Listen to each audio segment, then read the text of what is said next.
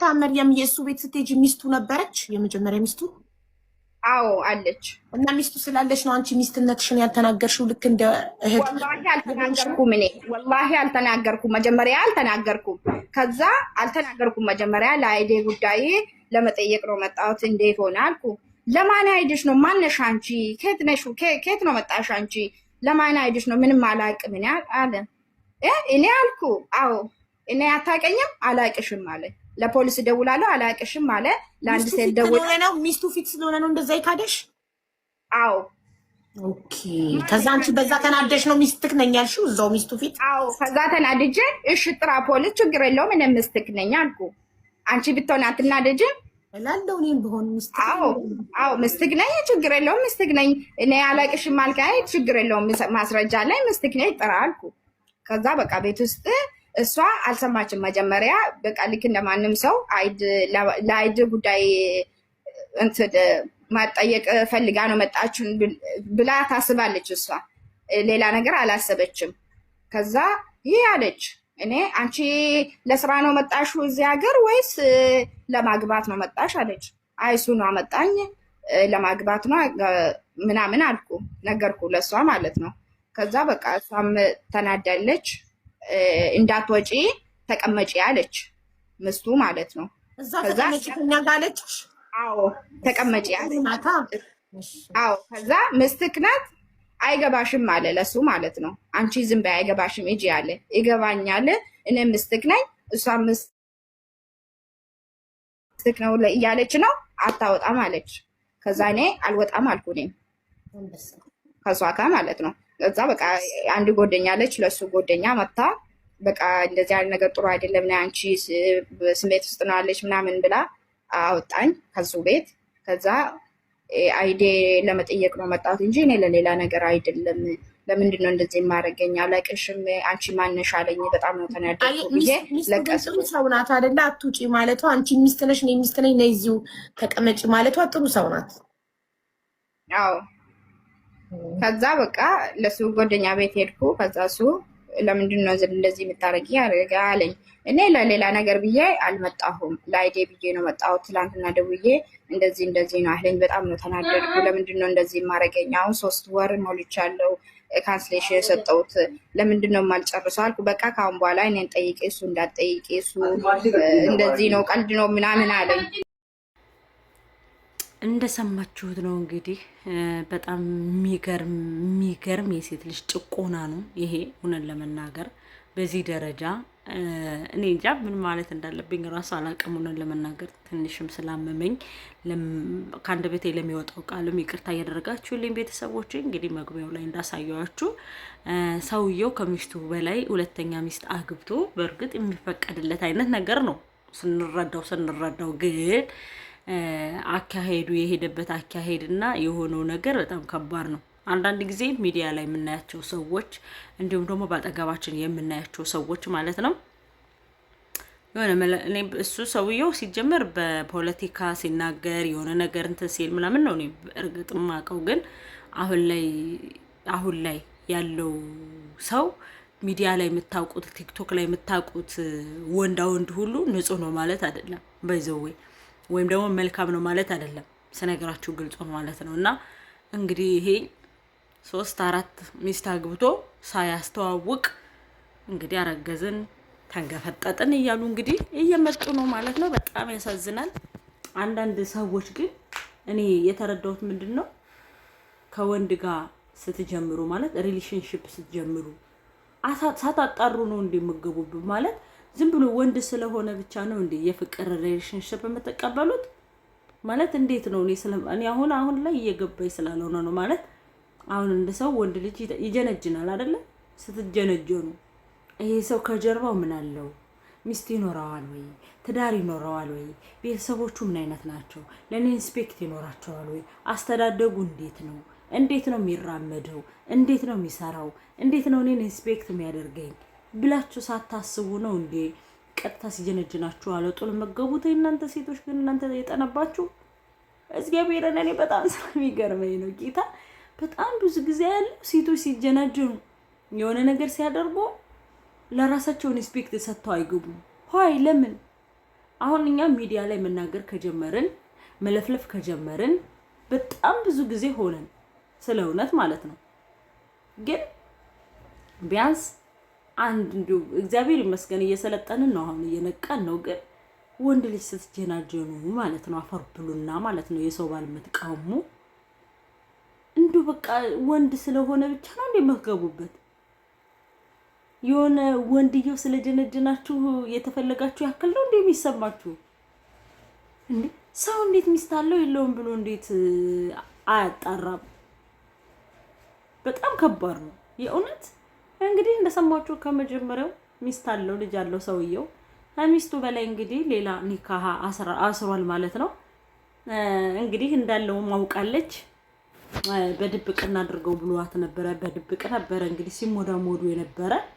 በመጨረሻ ላይም እንግዲህ እሷ የምትፈልገውን ነገር አላደረገላትም። ማለትም ይሄ አይዲ ነው ምንድነው ማሰራት ትፈልግ ነበረ መሰለኝ፣ ያንንም አላሰራላትም። እንግዲህ ቀጥ ብላ ሚስቴቱ ቤት ሄዳ ሚስቴቱ ምስኪን ናት፣ የዋህ ናት ሚስቴቱ። ኧረ እባክሽ ምስኪን ናት። ምን ስላልመታችሽ ነው? አንቺ በሷ ቦታ ብትሆኚ ምን ታደርጊያለሽ? የእውነቴን እኮ ነው። አንቺ በሷ ቦታ ብትሆኚ እንደሷ ታደርጊያለሽ ማለት አንቺ በሷ ቦታ ብትሆኚ አናቷን ነበር ብታያት አንቺ። እሷ ግን እርር ብላ ነው ጽም ያለች ሴት ነሽ ነው ያለችሽ። እና ለእንደዚች አይነት ምስኪን ሴት ይገባታል ብለሽ ታስቢያለሽ? ባሏን መቀማት፣ የልጆቿን አባት መቀማት ይገባታል ብለሽ ታስቢያለሽ? ባል እኮ ዕቃ ነው። በነገራችን ላይ መዋዋስ ዕቃ ነው። አሁን ላይ ወንድ ልጅ ዕቃ ነው። ወንድ ልጅ አሁን ላይ ጌታ ምስክሬ ነው ዕቃ ነው። ምክንያቱም አንዲት ውስጥ ታገኘው አንዷ ታነሳዋለች፣ አንዲት ውስጥ ታገኘው አንዷ ታነሳዋለች። ምላስ ብቻ ይኖረው። በርግጥ አንዱ ምን አይነቶች ናችሁ እናንተ? እንዱ ኧረ በስመ አብ እንዱ የወንድ ጥማት ያለባችሁ የምትመስሉኝ ነገርስ። ምስኪን ናት ሚስቴቱማ፣ በጣም ነው የምታሳዝነው። እንደው እሱ ግን አገባሻለሁ ብሎ እኔ ካስሩልኝ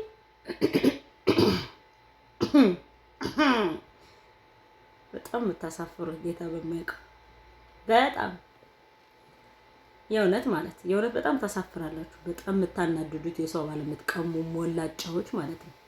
የሰው ባል የምትቀሙ የሰውን ህይወት ሲኦል የምታደርጉ ባልቀምታችሁ የእናንተንም ህይወት ሲኦል ያደርግባችሁ። የወንድ ቸጋር ያለባችሁ ሴቶች አፈር ብሉ እናንተ ባለጌዎች፣ ስዶች ማለት ነው። እንዴት ሰው በዚህ ደረጃ የሰው ባል ይቀማል? በዚህ ደረጃ የወንድ ጥማት አፈር ብሉና እስኪ የምትለው እንደውም አይተናት እንመለስ። ምን አይነቷ ቆሻሻነት ስሟትማ ምን እንደምትል። ወይኔ ሀቢባ እኮ መታረቀው ነገር ማን ነው? መታረቅ ትፈልጋላችሁ? ታረቁ። አንታረቅም ካላችሁ ሂዱና ኤምባሲ ተካሰሱ። አለቅ። 4 ነጥብ ዘጋን። እዚህ ነው የሚጨርሰው። እዚህ ነው የሚጨርሰው። እዚህ ነው የምንጨርሰው። አዎ እኔ አይዲያ ስለምፈልግ እዚህ ነው የምንጨርሰው። በአምባሲ ሚጄ መከሰስ እኔ አቅም የለኝም። ምክንያቱም አሁን 3 ወር ነው እኔ ስራም አልሰራሁም። ለመሄድ ስትጨርሻ እናንተ ስትጣበሱ አማክራችሁናል። ለማን እኛን አማክራችሁናል። ሙባረክን ልጠብስ ነው፣ አብሬው ልኖር ነው፣ ካስረገዘ ታሳድጋላችሁ ወይ ምናምን ብላችሁ አማክራችሁናል። እንደ ሁሉም እየመጣኛ ላይ ይደነፋል። ሳያማክሩን ይጣበሳሉ። ከዛ ስንት አይነት ጉድ አለ። እና እዚሁ ነው የምጨርሰው። ተማመኑና ታረቁ። ህዝቡ ታረቁ እያላችሁ ነው ኮመንት ላይ ታረቁ። አቢባ ጋር ከሄድሽ አቢባ እኮ በመረጃና በማስረጃ የምትሄድ አቢባ ጋር ከሄድሽ በቃ እዚህ ጋር አምጣ የምትይውን ነገር አይደለም። እኔ እናንተ ባልና ሚስት ስለሆነን ማለት ነው። አሁን እኛ ማናችሁ ሀቅ እንዳላችሁ ራሱ አናውቅም። ምክንያቱም ምንም አይነት ከሁለታችሁ ምንም አይነት ማስረጃ ስለሌለ ማናችሁ ሀቅ እንዳላችሁ ራሱ አናውቅም። ስለዚህ ሊዳኛችሁ የሚችለው ፍርድ ቤት ወስዶ በቁርአን ያስምላችኋል። እዚህ ጋር ሼክ የለም፣ በቁርአን የሚያስምላችሁ። ሄዳችሁ በቁርአን ማሉ። ተማምናችሁ የምትታረቁ ከሆነ ተታረቁ። መድረኩ ያልቀልናል። በቃ በህግ ነው የሚያልቀው። አንታረቅም ካላችሁ ደግሞ እንግዲህ የሚበጃችሁን እናንተ ታውቃላችሁ። አሁን በአሁኑ ሰዓት እኮ ነው ያቡዬ ምን መሰለሽ፣ በአሁኑ ሰዓት እኔ 3 ወር ስራ ሰራውን ብዬልሻለሁ። ማንም ሰው ያውቃል፣ እሱም ያውቃል። ገባሽ? ኤምባሲ መሄድ ገንዘብ ያስፈልጋል። እንዴ ኦኬ።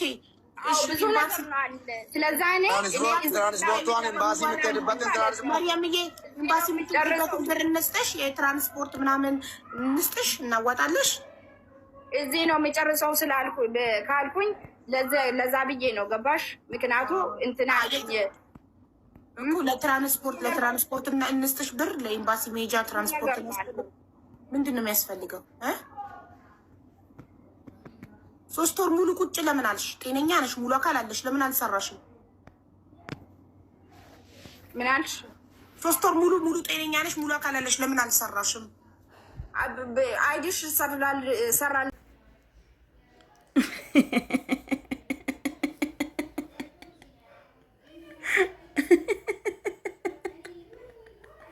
እኔ ሆነን ለመናገር ማለት እግዚአብሔር አንዳንድ ሰዎች ማለት አሞኛል፣ እግዚአብሔርን አሞኛል፣ አልዋሻቸውም። ግን አንዳንድ ሰዎች ሰርፕራይዝ ነው የሚያደርጉኝ። ለምን ሰርፕራይዝ እንደሚያደርጉ ታውቃላችሁ? የአቢባ ቤት እኮ ማለት ነው የቲክቶክ ሰፈር እንጂ የዳኛ ሰፈር አይደለም። በነገራችን ላይ እኔ በጣም ሰርፕራይዝ የምታደርጉኝ እግዚአብሔር። ሄጂና ክሰሽ ኤምባሲ ትላታለች። እዚህ ነው የምጨርሰው አላለችም ወይ እናቴ? ሄጂና ክሰሽ ትላታለች። እዚህ ነው የምጨርሰው። ይቅርታ ለካሜራ ጥራት እና ይቅርታ ለካሜራ ጥራቴ ማለት ነው። እና ሄጂና ኤምባሲ ክሰሽ ትላታለች። እሷ ምን ብትል ጥሩ ነው? እዚህ ነው የምንጨርሰው እንደው ነው አለች። እዚህ ነው የምንጨርሰው ለምን ትላታለች? እኔ ብር የለኝም የሚጀሱ ምከስበት። ኧረ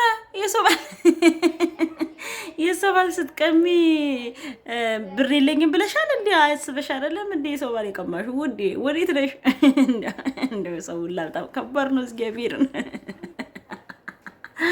ኧረ ሰው በጣም ከባድ ነው። ኧረ ተው ወገን፣ እየተሳሰብን ያልሆነ ነገር እያወራችሁ አታስቁን። የሰው ባል ተቀቡና ክሰሱ ስትባሉ የሀቢባን ቲክቶክ የህግ እንትን የምታስበስሉት ነገር እና ለዋናው ወደ ዋና ጉዳይ ስገባ ሚስት እያላችሁ በሚፈቀድበት እምነት ሚስት እያላችሁ ለሚስታችሁ ሳታስፈቅዱ ባል የምታገቡ ያኔ ሌላ ሚስት የምታገቡ ሰዎች ሚስቲቱ መፍቀዷን አለመፍቀዷን ሳታጣሩ እየገባችሁ የሰው ባል የምታገቡ ሴቶች እኔ እንዴት እንደምታስቡ አይምሯችሁ እንዴት እንደሚሰራ ምናምን አላውቅም። በእውነት እንዴት አድርጋችሁ እንደምታስተውሉት ምናምን አላውቅም። እና ዞሮ ምን ልላችሁ ፈልጌ ነው የሰው ባል መቀማት አቁሙ። ህይወታችሁን በራሳችሁ ነው የምታበላሹት።